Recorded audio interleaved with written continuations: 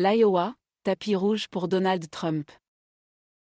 Tout démarre donc là, dans ces plaines enneigées du Midwest, entre 40, la température au vent ces derniers jours, et plus 35, l'avance de Donald Trump sur ses concurrents.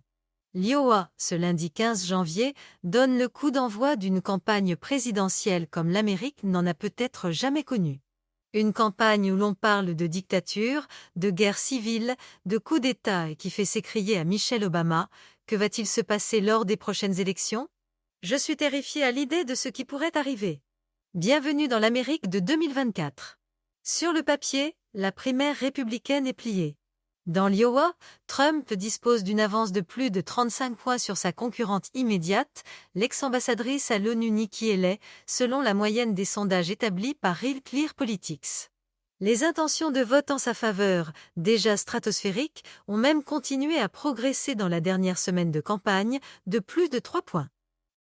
À l'échelle nationale, le même baromètre le pointe à près de 50 points d'avance sur Nikki Haley. Tout est donc joué? Pas tout à fait. Il y a d'abord ce fichu blizzard qui a transformé l'Iowa en glacière. Du jamais vu dans l'histoire moderne des caucus de ce petit État rural. Cela pourrait influencer cette façon désuète et charmante qu'ont les habitants de se prononcer. Ce lundi soir, à partir de 10h, ils se rendront en personne dans l'un des 1600 bureaux de vote, souvent des églises, centres communautaires, écoles ou casernes de pompiers, pour écouter les représentants des candidats défendre les qualités de ces derniers avant de voter. Par une nuit polaire propice aux fractures du col du fémur, cela risque d'en dissuader plus d'un. Mais lesquelles ? Personne n'est capable de le dire avec certitude. La campagne Trump, très bien organisée sur le terrain à la différence de 2016, parie sur l'adoration de ses électeurs pour le Great Leader, et l'on a effectivement vu des milliers de fans patienter pendant des heures dans un froid glacial pour assister à un meeting de Trump. D'un autre côté, la proportion des plus de 70 ans chez les électeurs trumpistes devrait dépasser 50% dans l'élection de 2024, ce qui incite à une certaine prudence. La carte Nikki Haley. Plus sérieux, au chapitre des incertitudes, la carte Haley. La seule femme candidate, chez les républicains, a effectué une remontada impressionnante dans des États comme l'Iowa ou le New Hampshire, même si son score national n'a guère changé. Dans l'Iowa, elle a de bonnes chances de finir deuxième, ce qui ferait d'elle une candidate plausible pour la suite des événements, la primaire du New Hampshire le 23 janvier, les caucus du Nevada le 8 février, la primaire de Caroline du Sud le 24 février et le Super Tuesday le 5 mars, où plus d'une douzaine d'États voteront. Dans le New Hampshire, en particulier, elle a réduit de plus moitié son retard sur Trump, de près de 30 points à la mi-novembre à un peu plus de 14 points aujourd'hui, sans même prendre en compte l'abandon récent de Chris Christie, dont elle peut espérer récupérer une bonne partie des électeurs. Et les comptes sur l'état du granit, le New Hampshire, pour corriger le résultat de l'Iowa, un état rural évangélique a priori difficile pour elle. Si elle parvenait à faire jeu égal avec Trump dans cet État, ou même le battre, cela ferait l'effet d'un coup de tonnerre dans une campagne jusque-là sans suspense. On n'en est pas encore là. Et même dans un tel scénario, il lui faudrait accomplir de nouveaux exploits pour réduire le retard abyssal, plus de 30 points, qu'elle affiche sur Trump en Caroline du Sud, un État dont elle a pourtant été la populaire gouverneure. Ron DeSantis, lui, a misé tous ses jetons sur le tapis vert de l'Iowa.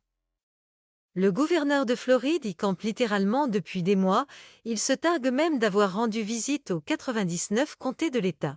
Et il table sur la capacité des électeurs imprévisibles de l'Iowa de créer la surprise, comme ils l'ont fait en 2012, l'ex-sénateur Rick Santorum avait battu le favori, Mitt Romney, ou 2016, le sénateur texan Ted Cruz avait devancé Trump.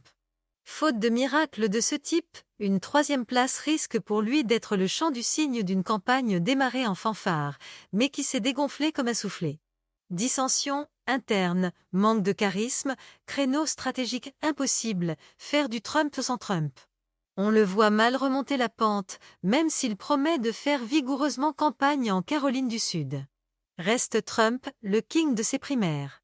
Il s'est contenté de 25 apparitions au total dans l'Iowa, ce qui est beaucoup pour lui, alors que ses adversaires labouraient l'État de long en large pendant des mois.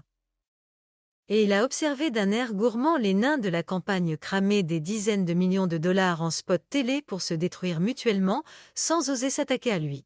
La critique la plus méchante qu'a trouvée Nikki Haley à son encontre, dans ses spots, est de dire qu'elle ne serait pas un nom du passé et, suivez son regard, qu'elle gouvernerait avec courage et grâce.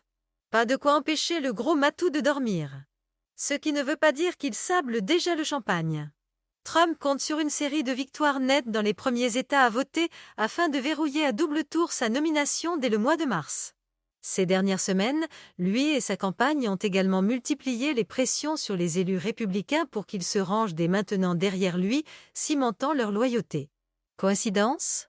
C'est en mars que pourrait débuter le procès fédéral qui le vise, le plus dangereux, sur ses tentatives d'inverser le résultat de la présidentielle de 2020.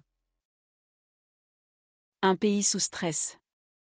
Pratiquement assuré de remporter la nomination, Trump veut pivoter au plus vite vers l'échéance de novembre et faire campagne contre Biden, soutenu par un parti qu'il domine de la tête et des épaules.